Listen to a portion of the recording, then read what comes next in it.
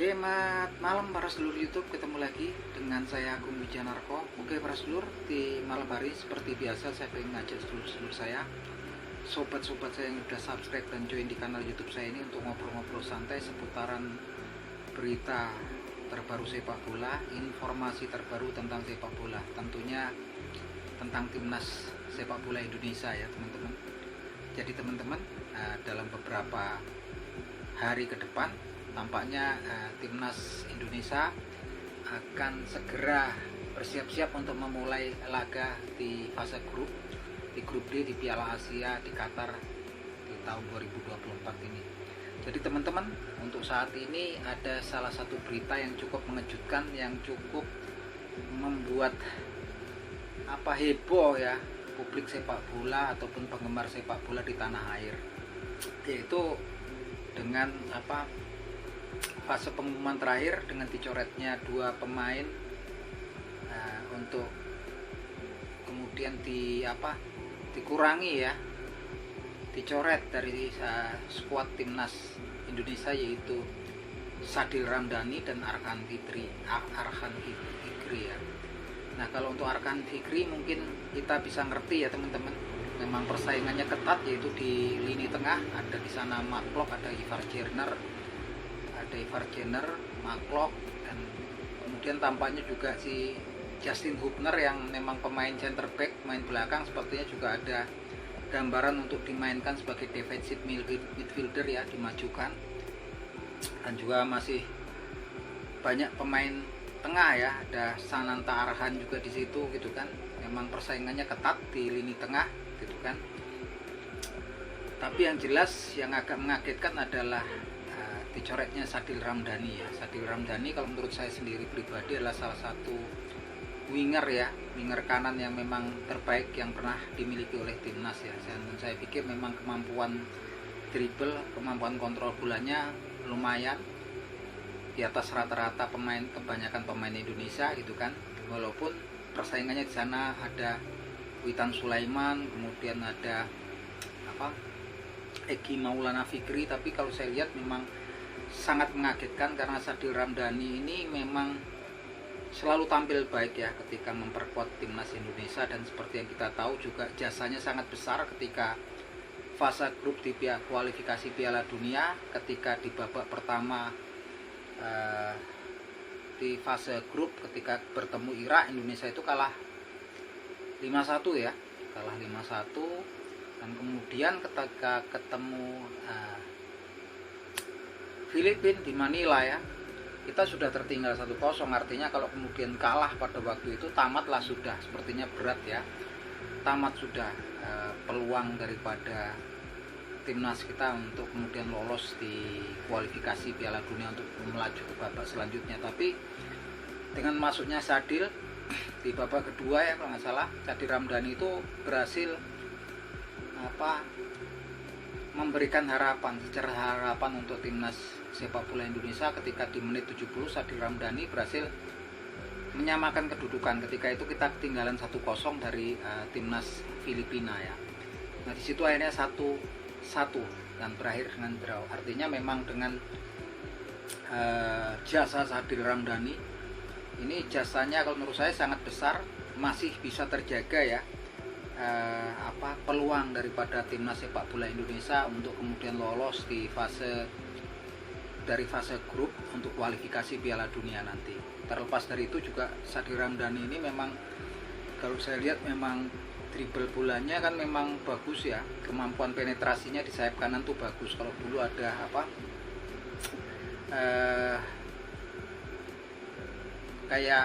si Eli Eboy gitu kan, terus ada Andik Firmansyah, ini penerusnya ini Sadil Ramdhani. Dan saya sangat heran ini, saya nggak ngerti gitu kan, karena memang kemampuan Sadil ini kalau saya anggap salah satu yang terbaik di Indonesia untuk winger kanan ya. Nah, ini memang keputusannya kemudian jadi banyak kontroversi, tapi kalau saya sendiri secara pribadi ya kita hormatilah keputusan daripada Coach Sintayong.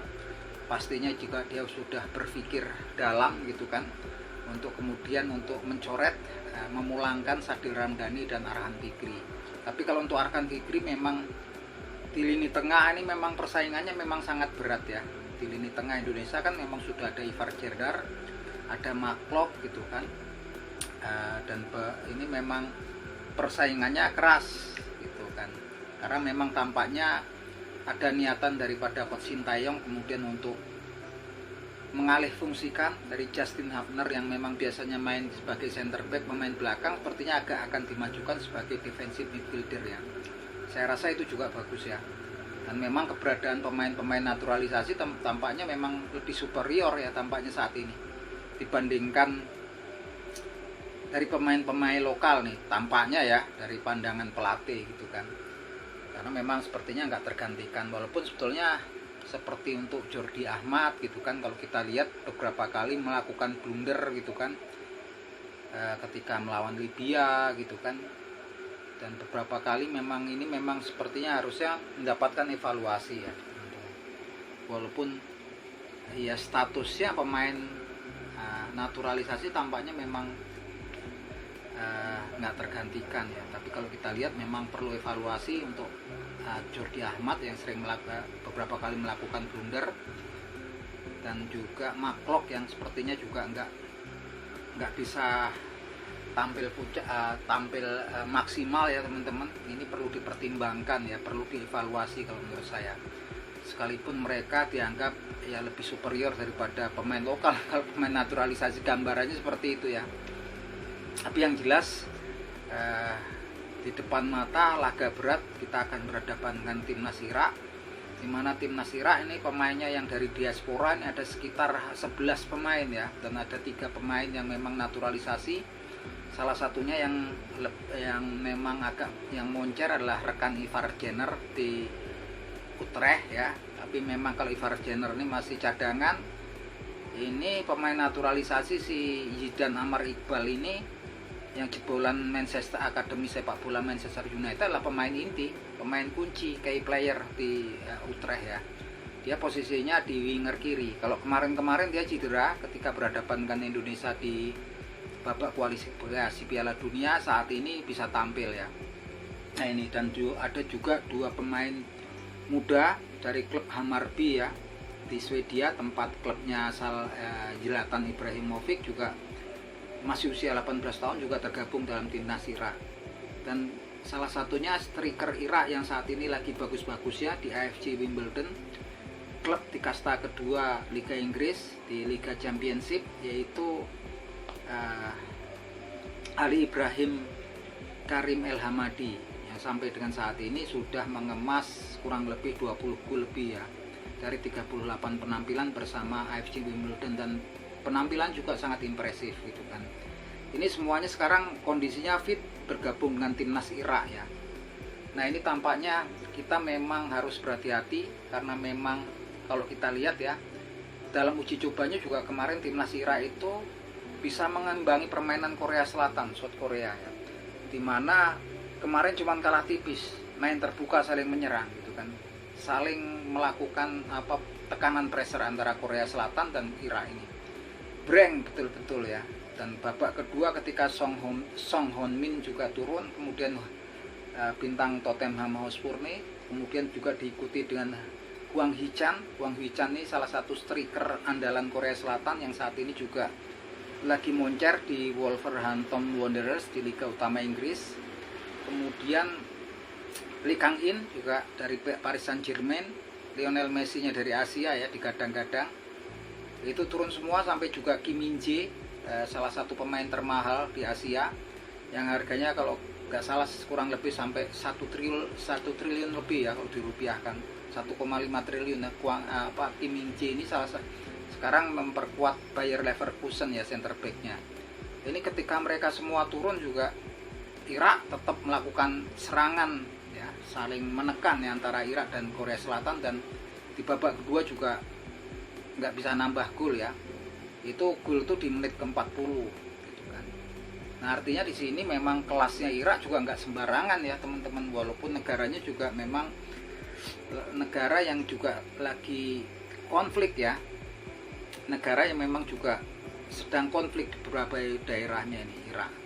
Tapi yang jelas ini Irak dengan 11 pemain dari diaspora, kemudian ada 3 pemain baru naturalisasi, tampaknya memang sekarang lebih garang ya teman-teman. Apalagi kalau kita lihat wingernya ini bagus banget.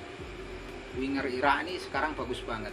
Di kiri ada Zidane Amar Iqbal, dan di kanan itu memang kiri kanannya ini wingernya bagus, kontrol bolanya, kemudian dribble bolanya ketika lawan South Korea Selatan itu lumayan bagus banget ya. Sedangkan untuk Indonesia kalau kita lihat saat ini memang salah satu winger yang terbaik adalah Sadi Ramdhani. Ini juga kemudian juga dicoret, karena kalau kita lihat Sadi Ramdhani ini kreatif ya, seperti kalau dulu ada Eli Eboy, kemudian ada Andik Firmansyah, kemampuan dribble bolanya, penetrasinya saya pikir di atas rata-rata kebanyakan pemain Indonesia ya di winger ya, sebagai winger. Nah, kalau kita lawan Irak sih sebetulnya agak repot ya pastinya, karena memang kita kan memang ngambilnya naturalisasi juga pemain-pemain Eropa, pemain-pemain yang masih muda ya, seperti Rafael Struijk, kemudian ada Ivar Jenner, ada Sandy Walsh, kemudian Sain Patinama. Ini pemain-pemain muda yang belum menjadi pemain inti ya di klubnya masing-masing. Baru Sandy Walsh ya sepertinya yang menjadi pemain inti.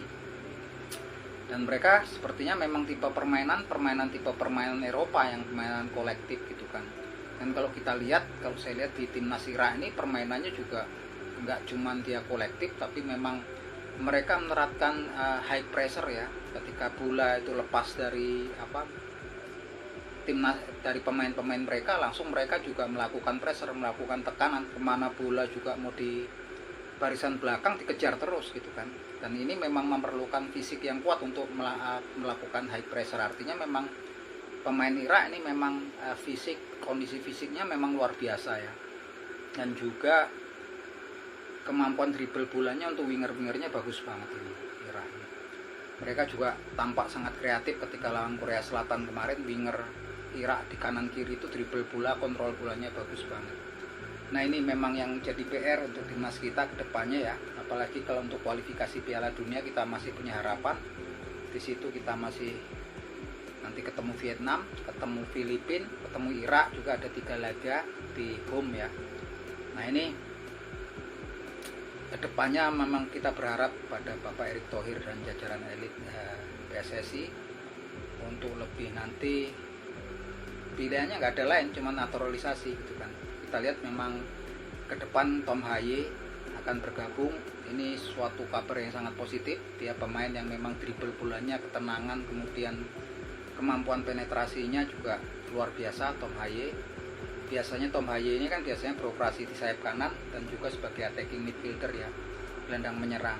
Dan kemudian semoga Ratna Bangun yang biasanya di gelandang kiri dan juga bisa sebagai pemain gelandang menyerang, attacking midfielder, juga cepat kemudian bergabung. Dan kita berharap juga pemain-pemain lain sekelas Ilyas Alhab yang sekarang memperkuat FC Noah, yang merupakan blasteran Indonesia, ada darah Marokonya, yang memang sudah tertarik untuk bergabung dengan tim merah putih, timnas merah putih, agar segera bergerak cepat ya, karena memang ini momennya memang sudah mepet ya. Ilyas Alhab ini bagus ya, dribble bolanya, kontrol bolanya, kemudian penetrasinya bagus, dan ini yang memang kita butuhkan ya. Dan kalau saya juga bisa pesen harapannya si Milian Manhoef ya, anaknya Melvin Manhoef, itu winger kanan dan sebagai attacking midfielder, usia masih 20 tahun, tapi tampaknya memang agak susah karena mungkin juga Milian Manhoef masih berharap dipanggil oleh timnas Belanda. Kalau enggak, itu ada juga Casemiro ya. Casemiro yang berdarah Suriname, ada darah Jawanya juga.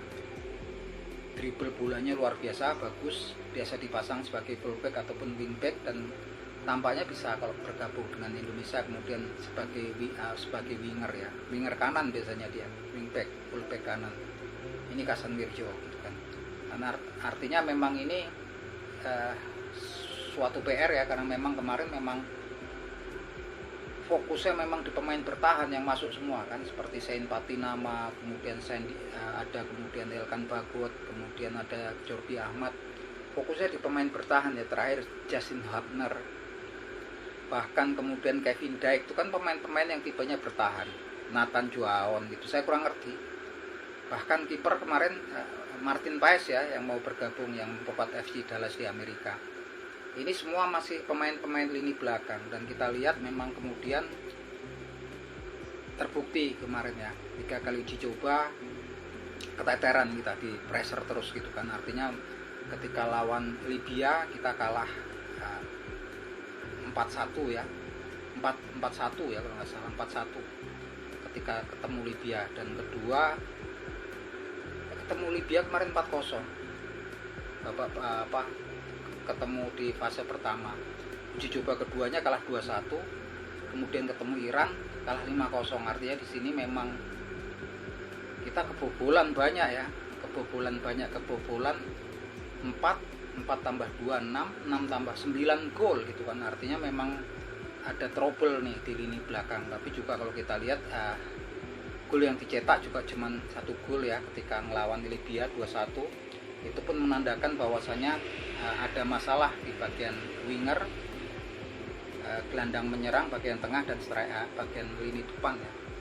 Artinya PR-nya masih banyak teman-teman, dan memang ini udah kecebur, udah di tengah-tengah, memang nggak ada pilihannya memang saat ini yang paling instan, yang paling memungkinkan lah program naturalisasi. Dan udah jelas nih Tom Haye bergabung, itu kabar sangat menggembirakan, dan kita juga berharap menunggu Ratnaro Ratmangun, dan saya pun berharap nanti Ilyas Salhab juga yang sekarang di FC Noah juga kemudian juga bisa dinaturalisasi.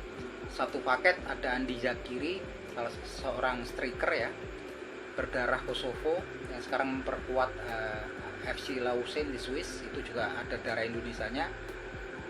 Ya sudah, mau apa lagi gitu kan, harus all out gitu kan, segala cara untuk kemudian memang bisa mengangkat lagi pamor timnas Indonesia di dunia internasional. Nah, ini harapan saya. Dan kedepannya memang ini kalau kita lihat di Piala Asia ini memang Coach Sintayong menyatakan bahwa harga matinya adalah lolos di babak 16 besar. Tapi kalau kita lihat memang agak susah ya, karena memang kemudian di situ ada Jepang, ada Korea, ada Irak, dan kemudian Vietnam. Yang paling memungkinkan skenarionya adalah kalah mungkin dari Jepang. Jepang susah, kita mau cari draw aja kalau menurut saya sendiri juga pribadi susah. Paling enggak kita bisa menahan draw Irak, kemudian bisa menang melawan Vietnam gitu kan. Tinggal nanti beradu, kalau sama-sama Irak juga menang sama Vietnam, beradu apa ya, gol yang beradu memasukkan golnya lawan Vietnam, itu cuman yang paling memungkinkan kalau menurut saya. Nah itu memang cerita. Memang kalau nanti kita memulai akan berlaga dengan timnas Irak di fase grup, di grup pembuka, kita kemarin juga bekalnya udah kalah 5-1 sama Irak di kualifikasi Piala Dunia, ketemu lagi dengan Irak. Kalau Irak kemarin cuma kalah tipis dari Korea Selatan, kita 3 kali uji coba kalah terus, dan kalahnya telak ya, 4-0, 2-1, kemudian 5-0. Tapi kita tetap berharap segala sesuatu masih mungkin terjadi gitu kan. Kita berharap Coach Sintayong bisa menampilkan yang terbaik, begitu juga para pemain timnas Indonesia. Oke, itu teman-teman.